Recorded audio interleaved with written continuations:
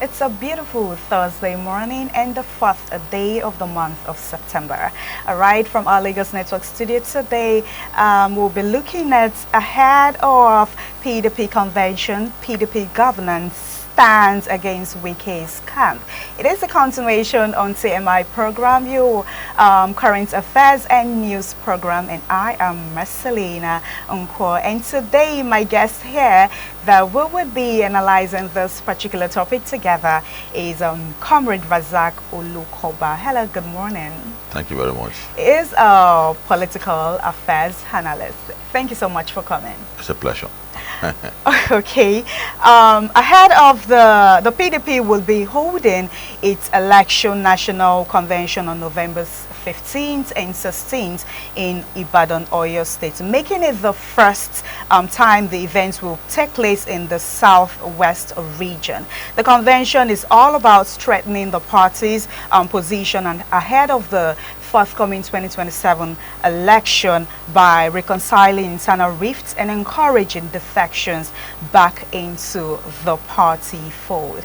Okay, and now the PDP governance led by Governor Bala Mohammed, Bauchi State Governor, has issued a strong warning to the camp of FCT Minister Ian Wike ahead of the party's national convention, which will be holding in Ibadan. They emphasized discipline and warned that the party would not yield to arrogance or divisive tenderness or disloyalty, emphasizing that PDP must remain united and disciplined if it hopes to challenge the APC in 2027. You know, this whole thing is still leading to the forthcoming election, 2027 forthcoming election. And now the PDP governance, you know, they've warned Wike to that they are not going to tolerate any form of arrogance and all of that. Okay, Mr. Comrade Razak, rather, the PDP governance openly warns Wike, you know, camp against arrogance and divisiveness. Do you see this as a show-off or strength of sign or sign of weakness within the party? I think the party is jittery. Okay. From that statement, people have always left a political party and people have always behaved as if they are no longer in that party. And from what they are saying, it shows that Wike matched that description I just gave, that someone who is no longer interested in the party or someone who is willing to decimate the party. But if they are strong, they are not supposed to be too bothered about it. Once someone leaves your party, it's a concern. But when you leave too much of your time discussing it, it is no longer a concern again. Yeah. It has become a jittery measure. And for me, PDP has a bigger challenge than Wike. There's a deficiency because Wike was not disloyal. Wike left in anger. It was not everything he's doing it openly. Rather than some members of PDP who will open up with other party in the night and openly claim PDP in the morning. It's courageous enough not to do that. And that's why I say their problem is not Wike. Their problem is actually all the three category of members that they have. The ones who are not sure whether they should still go or they should stay. Yeah. That's one. The ones that will do something in the night and claim their PDP in the morning, anti-party in the night, and they have them in abundance in PDP already. Then the third one, who stay, come rain, come sunshine, they want to stay with him. So all this category of they have different thoughts and they have different approach to what is coming in 2027. So they should be more bothered about how to strengthen the party. In fact, you know, admission into an entry requirement into any process, there's a closing period for it. The closing time for any party to enter into presidential exercise is about to get close, because there's a period that you must leave for your party to come into that race if you want to succeed. Okay. You can come even a month to election, but it shows clearly that you are not preparing for that election. You are preparing for election of the next 4 years to come. So the entry opportunity for PDP is closing. And to be able, I'm not a member of their party, I'm an analyst, and what I'm telling them, I hope I'm not giving them how to beat other party, but because I want opposition, as much as I like APC, I like PC, I want opposition to be strong, because if you set your son out and you don't want him to encounter any challenge in life, he may not succeed. Okay. Our children, they may not succeed. The challenge is how you teach them how to overcome. So APC must have a challenge in PDP, in ADC, in all these parties, so that they will pay attention to what the people want. Because if you take bash from PDP all the time, APC will be focused. But when all opposition has gone to sleep, that's a problem. That's why I want PDP to come back. But they should not focus too much on Wike. Wike is a concern to them. But they have a bigger issue in the sense that they don't know how to run their party when they are not in government. PDP. They don't know how to survive when they are not in government. They don't know how to play politics except they are in government. Half of their major big wigs are leaving. They are leaving. It's a political party. So this whole thing comes amid speculations that Wike and his loyalists, may push for more influence in the convention, possibly creating factions. Okay, would you agree with me that Wike remains influential, right, within PDP, despite serving in Tinubu's government, APC government? Yes. Yes, of course, because if you see the way he has decimated Fubara, you will know that he's a strong politician. Look at all other of his people, of his mates, who are former governors. They can't go to their state again with the aura of my presence must be felt there. Arigba in Osun now is almost forgotten. Rufai in Kaduna, the last meeting time he tried to have a public meeting, you also see how it ended. Amechi. So even Fayemi is having challenge in Ekiti. So all this array of people who seems to be leaving or going from one party to the other, none of them is as strong as Wike. Serving in a PC government, and he still has a hold on River State. So your description of Wike is very, very, very perfect. He's a strong guy. Interesting. And that is why talking about Wike, abusing Wike, insulting Wike will not help PDP. You have to look at what will strengthen your party. One of the things that will strengthen your party as a political scientist is to go and rebrand your manifesto. Young people are not discussing political issues because it's not interesting. Tune to all the radio stations and TV stations. They are talking about football, entertainment. Why do you pay so much attention to entertainment? Because serious issues are not enticing to the young people. If you have robust manifesto, young people will not be listening to Ronaldo in the morning. They will take part. So it's our duty and responsibility to be able to guide them into what they are supposed. So Wike, the attention must be paid to him. And the best way to ensure you cut Wike to size is when you make your party strong. It's when you keep not when you keep talking about him. Make it strong. Great. All the people all your contestants, make sure they have a good program in their state. Great. That will be catchy to the rank and file in any society. To Nigerians, rebrand and come out. People will follow you. Mr. Comrade Razak, with all those defections, leaving one party to another, and we saw that some persons left PDP, like Atiku left PDP to the ADC. Do you still think PDP? And apart from that, if you're looking at most states with the result for the local government election that's currently currently ended, you see that APC swept majority of the seats and all of that.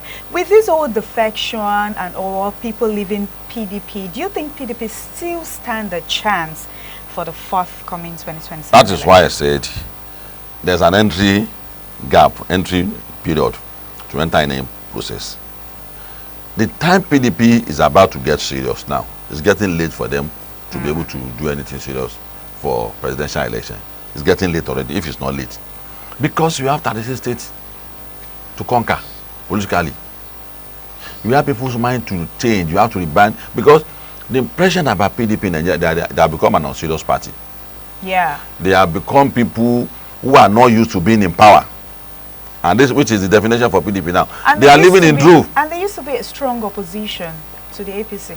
So what happened to them?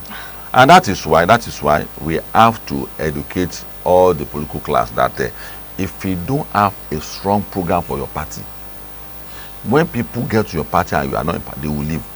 You can look at all the political parties in the rest of the world. What you stand for. You like wearing white, black inside. I like wearing black with a tone of white. That's what manifesto should look like. Something that will bring you back to the party at all time. Something you want to live your life for. For instance, Awolowo, free education. MPN said that no, we will not run free education, but agro-allied. Farming is the in thing. Future billionaires are farmers. In America, the Democrats said that individual must not have access to gun, but Republicans said no. There must be casualty on both sides if a criminal goes to your house. So, believe in gun, definition of gun in America differs from party. So, you will never see a Democrat becoming a Republican because of what they believe in. In Britain, you see people believes in welfare program. Let's take care of the people. Some parties say no, people should be contented with what they make. So, if you have that kind of program in your political parties in Nigeria, which we don't have, nobody will cross carpet. You believe in a particular ideology. Okay, look at the Christians and the Muslims. Why is it that Muslim only become Christian? Why is that Christian only become? It's their Quran and their Bible. Yes, exactly. So that is not with our political party. They don't have such. You must have an idea, something you believe in, and that is why the parties didn't stand for anything. A party must stand for something, and all the political parties are guilty of this. So for PDP, I don't see them doing anything serious in this coming election. The time they are coming in is getting late. By next year, political process is going to become serious, and it's not a joke. It's a huge exercise. It's a first you talk about primary. People who want to go for primary, then there must be a gestation period for people to survive that. When there is a primary, there will be crisis. Where is the time for you to be able to resolve that crisis before the election will come? Once you resolve that, then campaign will then start to engage a party like APC. And you are just talking about waking up now. I don't think there's the time for them to be able to do anything. And that's why I said, if you come too late into a process, you are probably be preparing for the election of the next 4 years or 5 years in this case. At this point, let's talk about the governance, PDP governance. Do you think the governors are genuinely united, or are they silent fractions waiting for the right time to strike? Do you think they're just waiting for the right time to strike, or they are genuinely united? The Nigerians we are all predicting. People said the people who joined the APC now are trying not with Tinubu, that at the right time they would cause the damage for APC. People are also saying this version you have said that PDP is empty, that the remnant are just waiting for the right moment. Once they blow the whistle like this, all the remnant will join APC. So you are right. There's a line of thought in that direction that all of them are just doing this. So when they see that it cannot hold, they will take off. Because before it was PDP can contest election from any direction. Then suddenly they said it's Southwest. Yeah. Which shows you that something is wrong behind the scene. Seriously wrong behind the scene. So in all of this, you see, it's a big lesson. As an MSc holder in political science, there's what is called consolidation in democracy. It means that parties must touch power. All parties must touch power. PDP left, APC left, they must touch power. And each has its own lesson. The lesson for PDP for leaving power now, the day they come back, they will not make that mistake. And Nigerians also, we know that there's a particular line of thought we have to petition. The line of thought that there's one political party that can make it in Nigeria has gone. A party gets to power, do its bit, another one comes in, another one comes in. The only country in West Africa that's attained that is Ghana. We are at the second stage of democratic consolidation in Nigeria because APC is there now. Until another party comes in now, that's a complete process. So, a process where that cycle is completed is when you now say that, okay, all political parties are now strong. They now understand, a clear understanding of them. But our political parties in Nigeria has not gone to a point where they understand how to manage laws. Once they lose an election like this, they are in the saddle. They are in trouble. They are traumatized. They became jittery. Then they became desperate. They want to bring the government down. That's not democracy. So it is good that all these things are happening, so that whoever that is being empowered now, APC will be very careful now with what is happening to PDP, and that is why I'm sad that ADC, PDP are not doing the appropriate thing of what opposition should be doing. There should be a roadmap. That my own roadmap is this. This is what I'm supposed to do on security. Okay. If you don't do it, that's why you are failing. Let's talk about the ADC. At this point, you made mention that PDP, it's already late for them at this point. They are not doing they didn't do what they were supposed to do earlier enough. Yes. Okay, let's talk about the APC and ADC. Do you think at this point, if the party fails, which is the PDP, to resolve their clash, who stands to benefit more? Is it the APC or ADC? If PDP fails to, resolve this clash that they're having, who do you think will benefit more? Do you think APC remember we're talking about the forthcoming 2027 election. Who do you think will benefit? Who do you think stands the ground? APC, which is a ruling party. All the political events in the country today strengthens APC at the moment. And see, ADC thinks that the coalition that got PDP out of power then is possible for APC. The condition then was different. Jonathan was told that you can't go for the third time, according to the northern interpretation. They said Jonathan is going for the third time. So the entire North in unison were opposed to Jonathan. That's not the case with Tinubu here. In the North, there are people who are waiting for you to do a second time, who will support you for your second time. At Jonathan's time, it is all the entire North that said they don't want him that time. The North. But in this case, it's not so. He has support of the that president. Then APC had CPC, APC, remnant renegades from PDP again. So it's a robust coalition. So the case was not like that at the moment.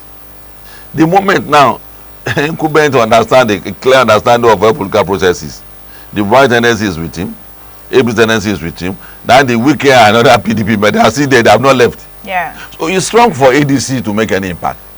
And that's why I'm saying that, you see, rather than junketing from one party to the other, strengthen, stay where you are, have a clear-cut program. The young people, in millions, they are not interested in politics. Bring them on board, not by mouth. It's by advocacy, genuine advocacy. Let the youth see future in your political party. Because you made mention so you about... didn't bring the ADC, the followership is always the regular party member. The young people are not on board. In the rest of the world, you saw clearly what the party is promising. A clear ideology for the young people. You see them belonging. David Cameron is the leader of Conservative Party. Conservative, their attitude is to recycle old things. But at 40, someone at 40 became the leader of Conservative Party and the Prime Minister in Britain. It should tell you that even Conservative parties also appreciate the view of the younger people. So in Nigeria, if you don't have anything robust for the youth, of course, the youth have their own effort. We have to blame them. But the major fault is the elders. You must mentor them. You must lay a path for them. Let them. So for ADC, the drive is not accurate enough. So that arrow kept missing APC. They shoot arrow. APC said you shoot arrow here. They felt because they were able to use this old pattern to unseat Jonathan there. The condition is different now. Thinking it will work for the condition is different now. The current ruling party. The condition is different now. The Northern knew that Southwest will have their own second term before they will go back. So the condition is completely different. So that's why at times to win the election doesn't make you political expert. All right. Thank you so much, Comrade Bazak. We are actually out of time. We didn't start on time, but we're out of time. Thank you for all your great inputs. It's a pleasure being with you. Okay, let's see what would happen. Let's keep our fingers crossed. All right, thank you so much for joining our Lagos Network studio on TMI this morning on ITV. We would be handing over to our Benin Network studio for the continuation. I am Marcelina Unkwa. Stay tuned.